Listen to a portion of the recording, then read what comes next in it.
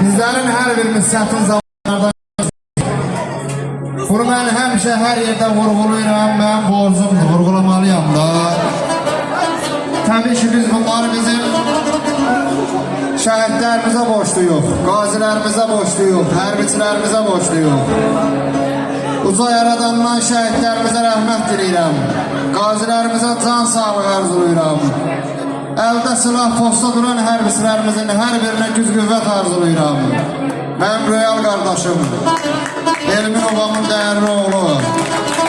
Allah sizlərin hər birini var eləsin. Allah bütün qazilərimizi var eləsin. Allah qazağımızı var eləsin. Deyirsən qazağı candan aziz tutmasan. Sen qazağı candan aziz tutmasan, dilboz atın yağmanına yatmasan, tüfəng alıb sərras güllə atmasan, sen qazaqdan bu torpaqdan ölürsən. Qazaqlını sözlərindən bilməsən, baxışından, gözlərindən bilməsən, pəncəsindən, izindən bilməsən, sen qazaqdan bu torpaqdan ölürsən. Min dastan var, əfsanə var bu haqda, güllə batmaz oğullar var qazaqda. Xain çıxsan, gəndə, darda, ayaqda, sən qazaqdan bu torpaqdan da ölürsən. Ağıl insan gəl tofiqə alma, sən qazaqlını elə belə bilməsən, öləndə də kişi kimi ölməsən, sen qazaqdan bu torpaqdan da ölürsən. Allah elimizə bağımızı var eləsin, Allah qazanımızı var eləsin. Benim değerli kardeşim, Emir kardeşimin bu günah günüdür. Kardeş, sen tebrik edirəm. Sen həqiqətən bu elin obanın değerli bir oğlusan, benim üçün değerli bir kardeşsan. Həmişə her zaman güzel günlerde, hoş günlerde görsək inşallah. Deyirsən elə gözəlsən, elə bil sənə Allahın ən gözəl illəri dəyir. Gözünə Xəzərin suları düşüb ay qız, səsinə başının yerləri dəyir.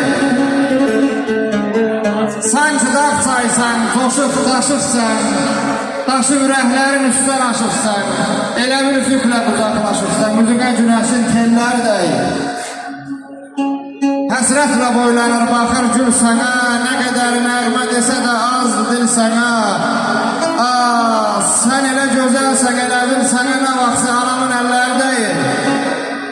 Nə vaxtsa anamın əlləri deyil.